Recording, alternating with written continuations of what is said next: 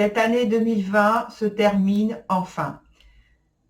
Alors je pense que nous sommes tous en ce moment bien contents de pouvoir souffler un peu, malgré que ce ne soit pas un Noël ou une période de fête qui soit aussi joyeuse, je pense, que les autres années précédentes que où nous avons pu avoir plus de liberté. Et donc aujourd'hui, on se retrouve sur ma chaîne Astro TV Nouvel Âge pour parler de la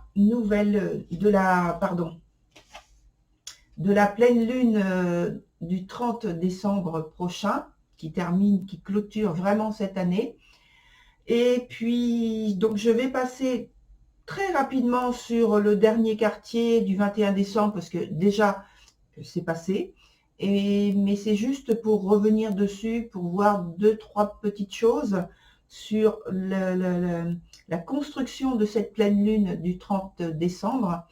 Et donc, j'en viens immédiatement dessus.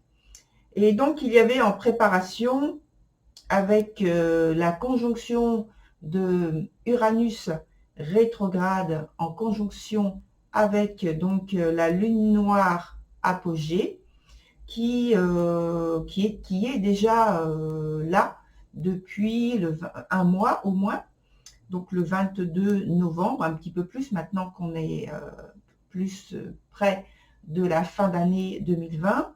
Donc cet aspect amène de nouvelles voies, de nouvelles nourritures de l'esprit, avec la redécouverte d'anciennes vérités ou de vérités étrangères, oui, à notre quotidien, des vérités lointaines et ou karmiques, donc de vie antérieure pour moi.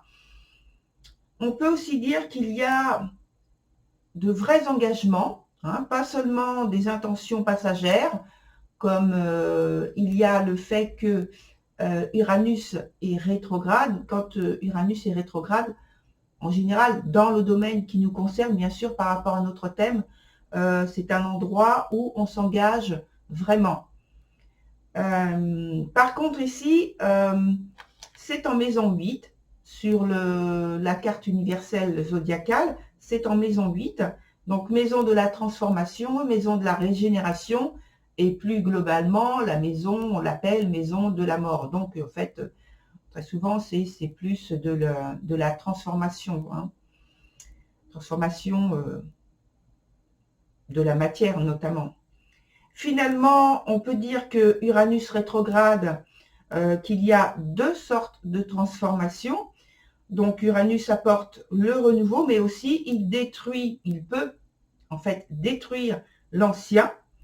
Et puis, comme on le sait, pour beaucoup, il surprend par sa soudaineté, son imprévisibilité, quand il apparaît dans notre vie, quand il y a un événement qui est lié à cette planète. Voilà pour le dernier quartier du 21 décembre 2020. Alors, je voulais juste vous montrer la carte, notamment parce qu'on a l'entrée de Jupiter et Saturne qui entrent en Verseau. Donc, elles sont en conjonction. Alors, je vais essayer de faire... Voilà, c'est bien. Voilà, et donc elles sont en conjonction ici, vous voyez, dans le rond rouge. Elles sont au degré 0, et donc c'est lors du dernier quartier que ça a eu lieu. Je vais revenir dessus tout à l'heure lorsque je parlerai de la pleine lune du 30 décembre. Et je voulais aussi vous montrer la conjonction avec Uranus et la lune noire, pardon, en taureau, ici, dans ce rond-là. Voilà.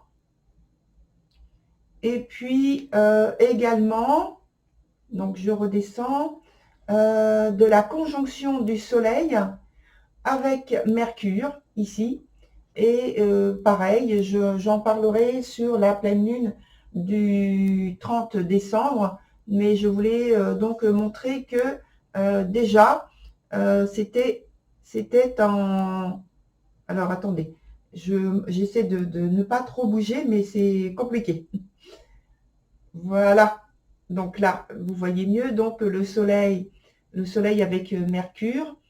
Voilà, parce que je ne sais pas si vous avez bien pu voir tout à l'heure. Donc je vous le remontre. C'est en Capricorne. Et donc, j'en parlerai davantage sur la pleine lune du 30 décembre. Mais je voulais déjà vous montrer que c'était en formation lors du dernier quartier, juste avant. Voilà, donc là maintenant, je passe à la pleine lune du 30 décembre. Donc voilà, on saute maintenant donc, sur la dernière pleine lune de l'année. Et d'abord, on va parler donc du T carré avec Neptune.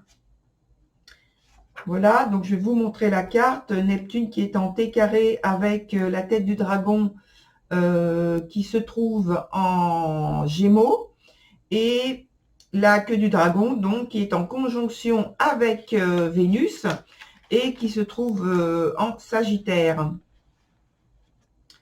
Alors, je vous montre la carte. Je vais essayer de bien tout de suite vous montrer les lieux en question. Alors, on parlait de la tête du dragon qui est ici. Et quand je montre la carte plus, j'essaie de regarder sur l'écran comment ça apparaît pour vous. Voilà, donc la tête du dragon ici. En face, donc la queue du dragon en conjonction avec Vénus. Et puis, Neptune qui se trouve ici. Voilà, en poisson. Alors, c'est la proposition de Neptune de sortir d'une forme ou d'un schéma qui se reproduit, donc une forme d'emprisonnement en fait, par une régénération. L'énergie yin donc conforte et valide sa remontée dans nos consciences avec en fait une heureuse surprise spirituelle à la clé, une renaissance spirituelle. Et dans le sens pratique, ça peut être donc sous la forme d'un livre, une émission TV, vidéo qui rejoint nos préoccupations présentes et qui finalement nous ouvre à d'autres vécus, à d'autres témoignages, des confidences avec un proche, ou alors une discussion avec une personne inconnue, une personne de passage, etc. Donc, vous voyez, ça peut prendre différentes formes dans le sens pratique, au sens pratique, dans notre vie quotidienne, dans notre vie de tous les jours. Et quand Neptune sortira du poisson, du signe du poisson en 2025, ce sera en mars 2025. Donc, en plus, c'est le mois où il y a lieu, donc où il y a, une éclipse lunaire, donc le 14. Et donc, on verra la naissance, entre guillemets, de l'enfant, notre création, notre nouvelle identité spirituelle. Nous verrons notre transformation totale à ce moment-là. C'est-à-dire que, je veux dire par là, que depuis que Neptune est rentré dans le signe du poisson, nous sommes en train de créer quelque chose en relation avec donc cette énergie qui nous a aidé à éliminer, à transformer un certain nombre de choses dans notre quotidien, dans notre vie quotidienne, dans notre intériorité, qui a créé des détachements, qui a éliminé un un certain nombre de choses dans notre vie, au point de vue spirituel, on a transformé notre vision des choses et c'est pas fini puisque ça va jusqu'à 2025. Et au moment de 2025, et en plus donc dans le même mois, on a une éclipse lunaire, une éclipse qui va nous faire travailler sur le corps émotionnel. Je pense qu'on verra à ce moment-là qu'est-ce qui pour nous a été le plus important, le plus fort, pas le plus pesant, mais le plus fort attachement, le plus fort point. Alors, je parle pas parce qu'en fait, j'écoute des choses qui me sont transmises en ce moment, en même temps.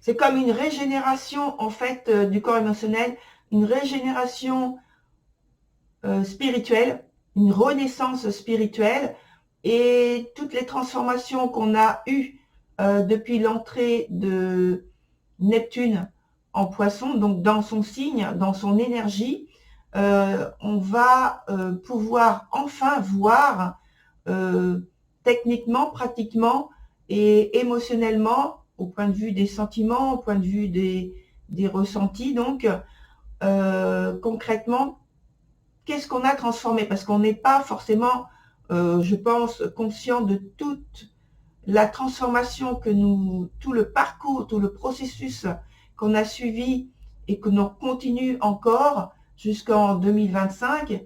Et ce sera, je pense, comme une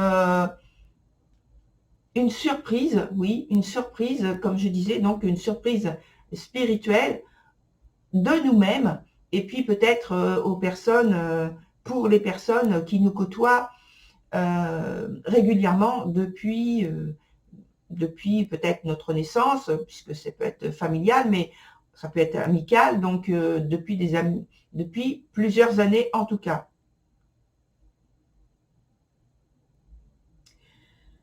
Voilà pour ça. Donc la pleine lune en Gémeaux, qui a lieu donc le 30 novembre, avec cette pleine lune là, c'était la fin d'un cycle d'accélération avec l'éclatement visible ou invisible.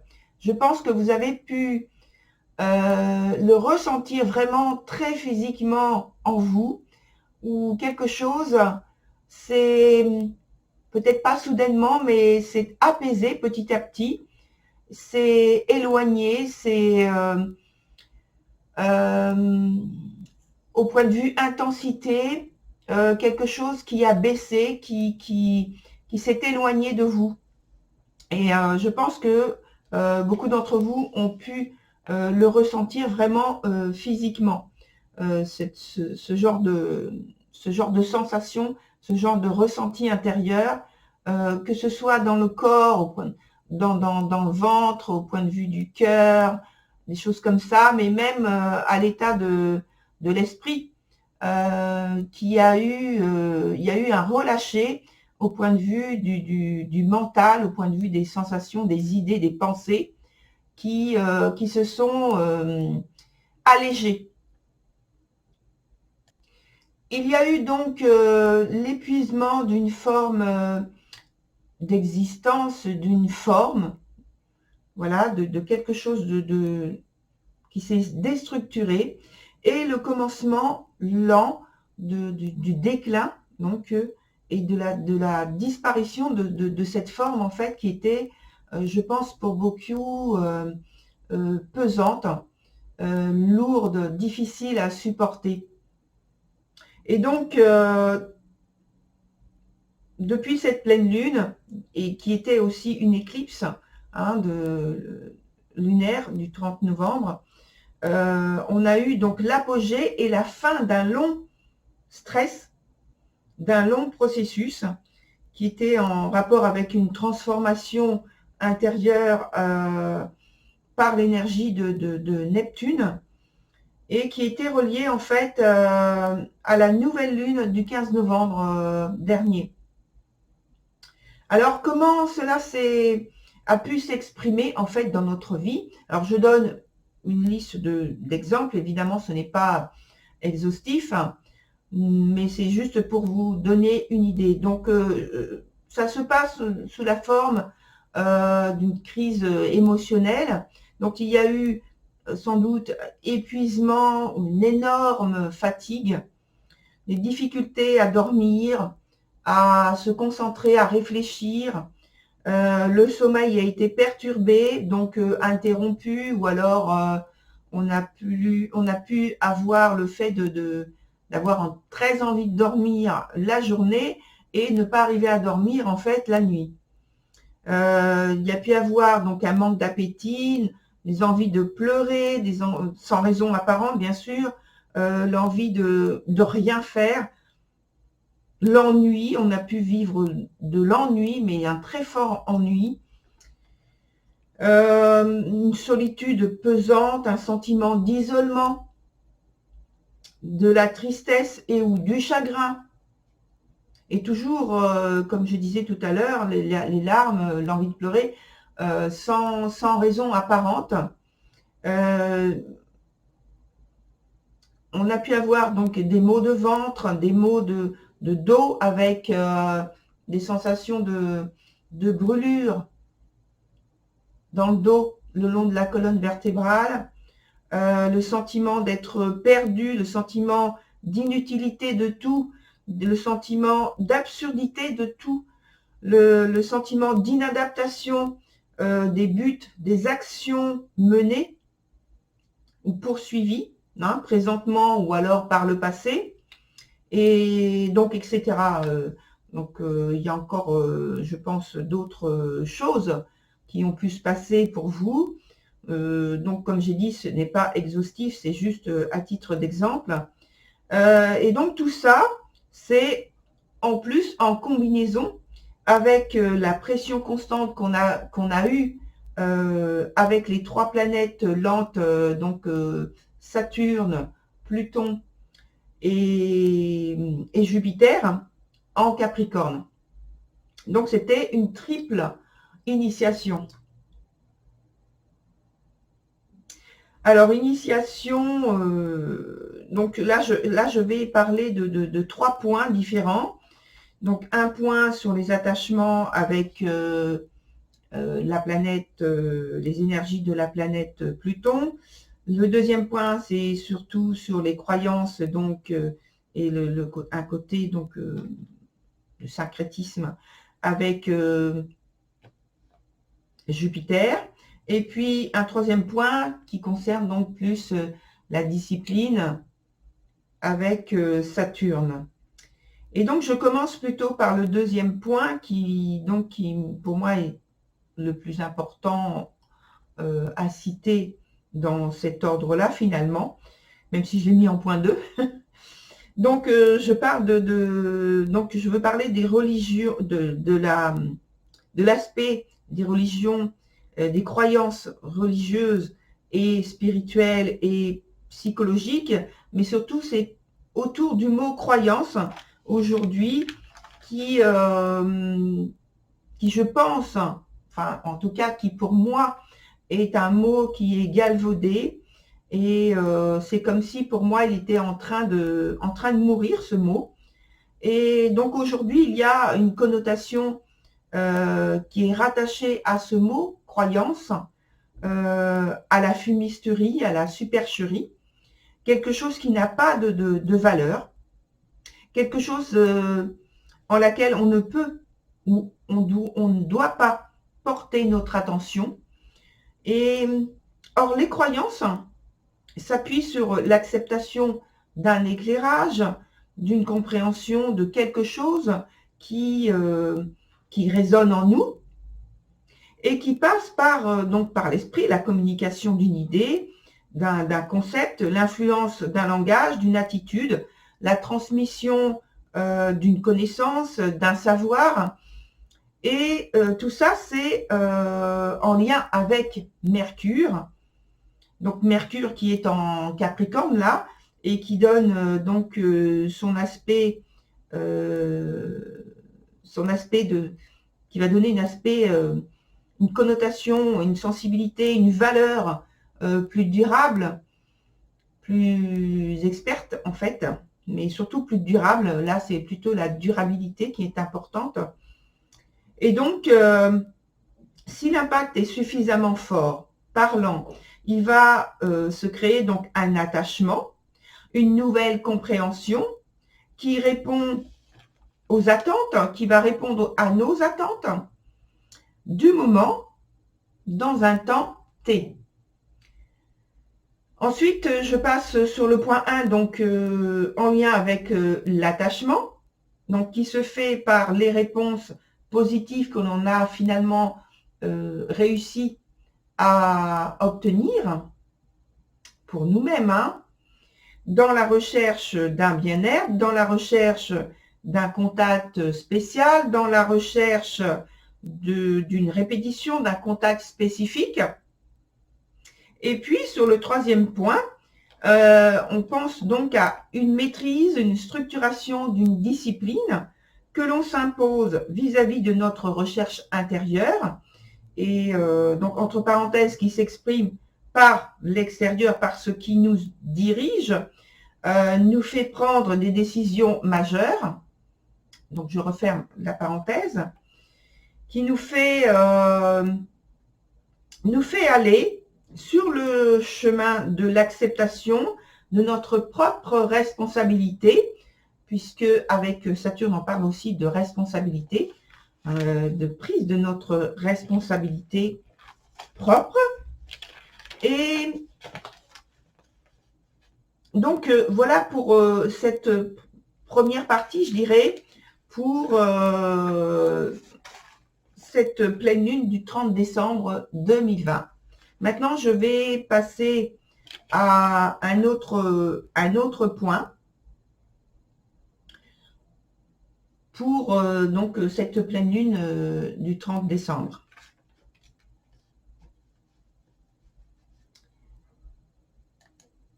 Et donc, j'en viens plus spécifiquement sur Uranus rétrograde, qui représente donc Uranus, la nouveauté, et qui est en conjonction avec la lune noire apogée en taureau. Alors, ça nous dit que nous sommes en train d'abattre en fait des obstacles. Alors, quand je parle d'abattre, donc je mets ça entre parenthèses, c'est-à-dire qu'on utilise des outils que nous avons hérités de notre lignée, et donc pour progresser dans notre vie. Et donc ce sont en fait nos revenus, nos ressources, donc généalogiques, entre autres. Voilà, et donc il y a avec cette conjonction qui est pour la pleine lune du 30 décembre en maison 6,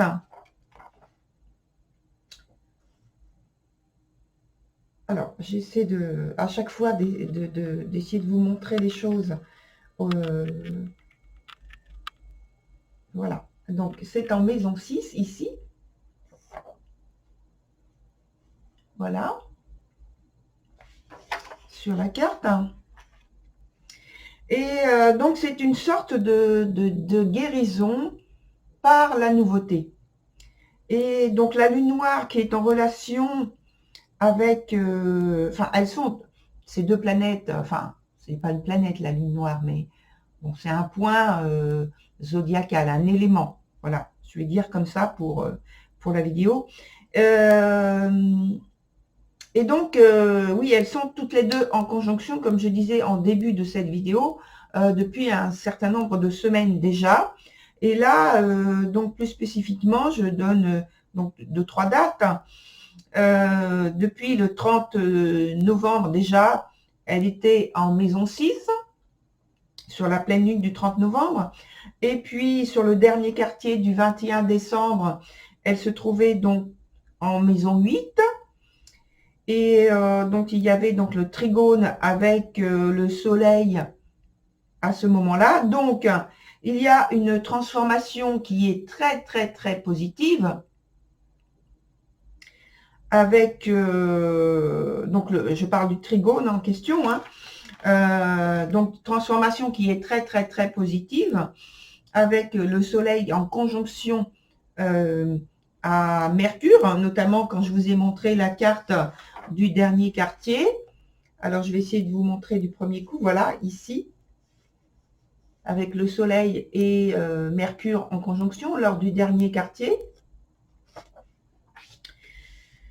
Et donc, cette nouveauté avec donc la lune noire et qui correspond en fait à un manque, quelque chose qu'on a pu nous enlever, quelque chose qui nous a été refusé, quelque chose qui, en tout cas, nous, qui apparaît dans notre, qui apparaît dans ce thème-là, universel, comme quelque chose d'obsédant, quelque chose qui est toujours à notre esprit. Et donc, ici, Uranus fait l'initiation, fait notre initiation avec des énergies très fortes, des énergies qui nous portent à rechercher donc une liberté, une fraîcheur, une mise à jour, en fait, qui soit au diapason de ce qui nous fait défaut.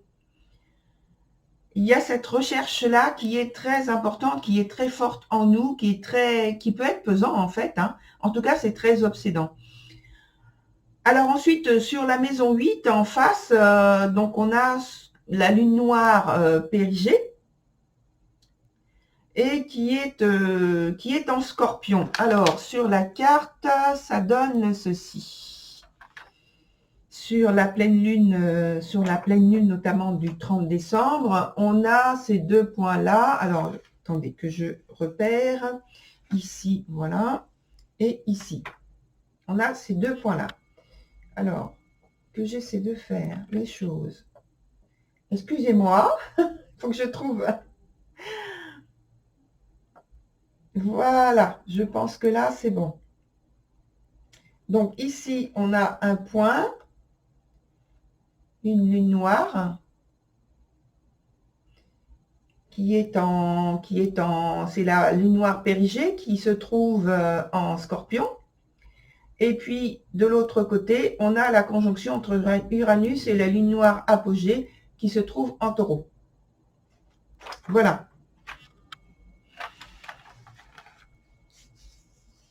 Alors, donc, cette lune noire Périgée, pardon, qui est en Scorpion, elle donne, enfin, en fait, elle offre ce qui nous est refusé, ce qui nous manque, ce qui nous a été peut-être enlevé à l'autre point, c'est-à-dire en lune noire Apogée. Et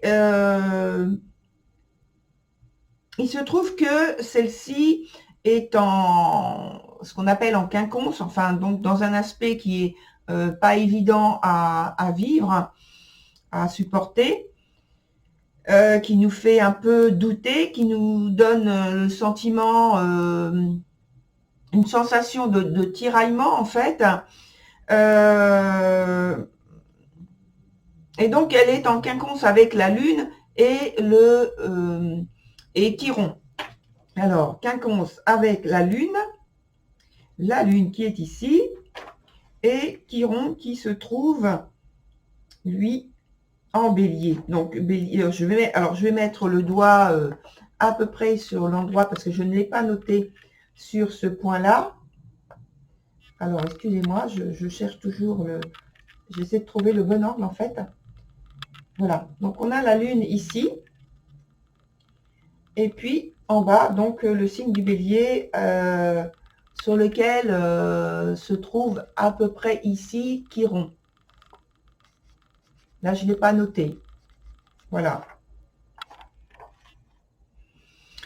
Et donc, Chiron qui donne une impulsion nouvelle, et la Lune qui parle de forme, Donc, c'est une création, d'une gestation, d'une nouvelle forme, justement. Et comme c'est un quinconce, ça se fait avec une sensation, avec des ressentis, un peu de tiraillement. Ça se fait pas aussi en pleine sérénité. Ça se fait en ayant des doutes, des hésitations, des hésitations, pas hésitation, pardon. Pourquoi pas hésitation, mais bon, je ne vois pas vraiment à quel niveau. Mais donc, c'est le mot que je voulais employer, c'était plutôt hésitation. Peut-être qu'il y a lapsus. Alors, hésitation, des tensions, des voiles, des circonvolutions, en fait, des peurs, notamment, de choses, parce que c'est le signe du scorpion, le signe où on ressent en général des tensions, des angoisses qui sont pas forcément explicables verbalement et consciemment de toute façon, pour en avoir l'origine de ces angoisses. Donc, c'est pas forcément conscient. Donc, on est toujours dans la création de quelque chose de nouveau, qui est en train d'arriver sur notamment donc le dernier quartier, hein, dont on a parlé au tout début de la vidéo, en préparation de cette pleine lune, et qui est là pour valider en fait l'entrée en même temps de Saturne et de Jupiter en Verseau en conjonction à ce moment-là. Alors, qu'est-ce qui est porté au nu?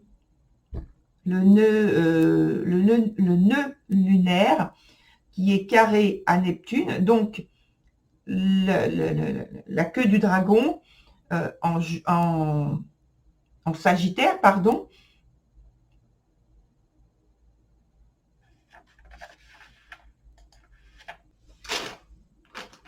Alors maintenant, j'attire notre attention sur la tête du dragon qui est en Gémeaux et qui qui attire notre attention, qui veut nous dire, bon, installe-toi par ici, puisque la tête du dragon, c'est en fait le lieu vers lequel on doit se diriger, le processus vers lequel on doit aller pour pouvoir avancer, progresser sur notre parcours.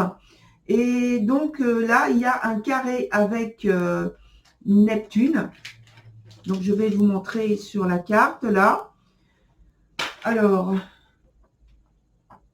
ici, on a la tête du dragon qui est carrée, donc à Neptune, qui se trouve ici sur cette carte.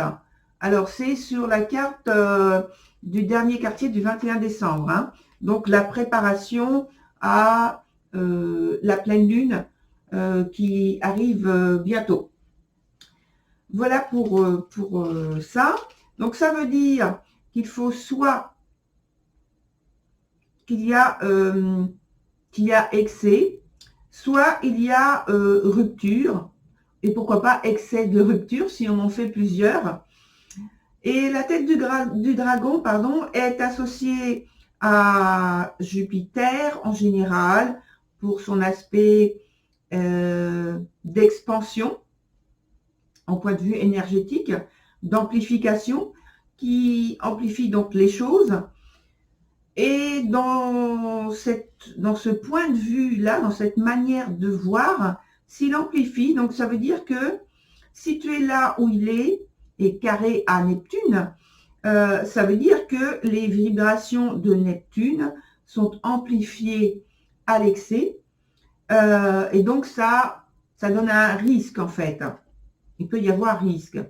Et donc, ça dépend de comment on vit Neptune, comment on vit les énergies de Neptune.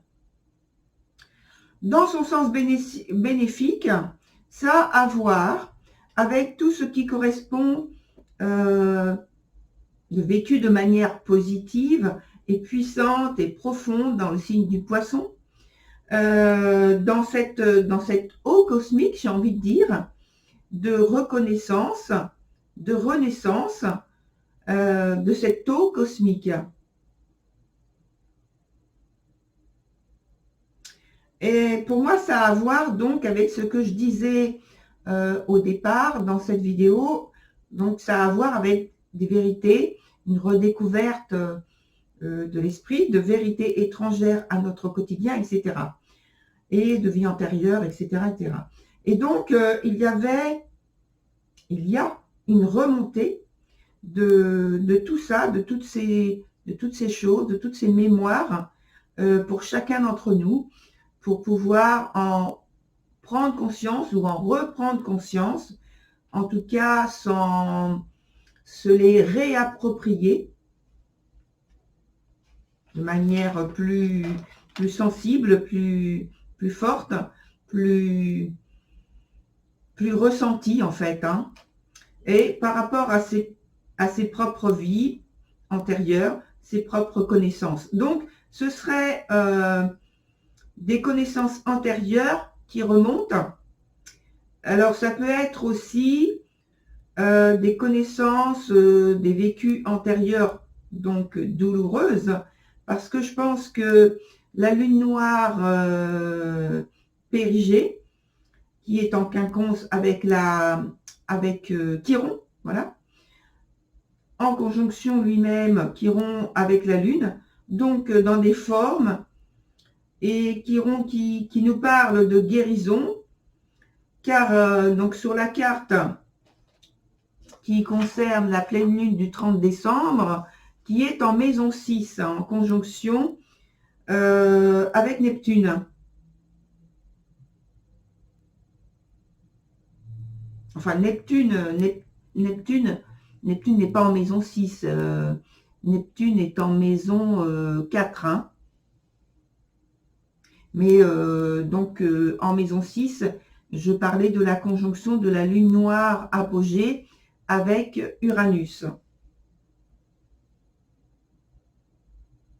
Alors que la tête du dragon se trouve, elle, à ce moment-là, en maison 8.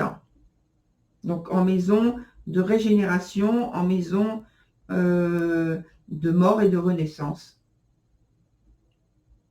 Une forme de guérison. Ensuite, on repart un peu sur la carte du dernier quartier, avec la tête du dragon qui se trouve sur cette carte, à ce moment-là, en sextile à Mars, en bélier. Et donc, Mars envoie donc ce sextile à la tête du dragon. Il dit donc les choses sont en de bonne voie, en quelque sorte. Et il est carré à Pluton.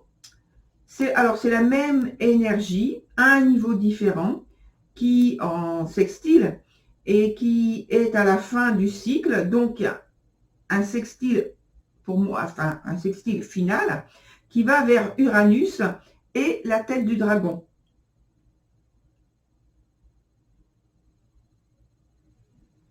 Voilà pour ça.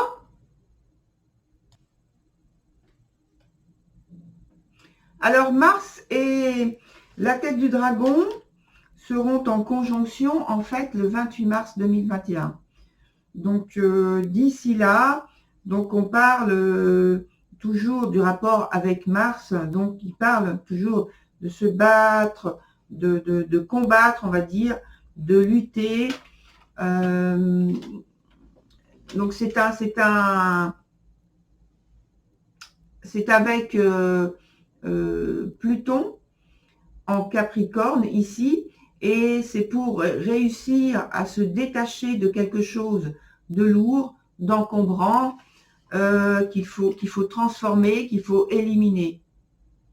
Et Pluton, on parle de pouvoir, d'ambition, de choses cachées, alors c'est pas dans le sens où on a une culpabilité, ça peut être le cas, mais c'est pas dans ce sens-là dont j'en parle. De choses cachées, en fait, ce sont des choses qui nous sont invisibles, en tout cas à l'œil nu, qui nous sont invisibles. Et donc, pourquoi je dis à l'œil nu? Parce que je parlais tout à l'heure de génétique, de choses qu'on ne peut pas voir comme ça, bien sûr.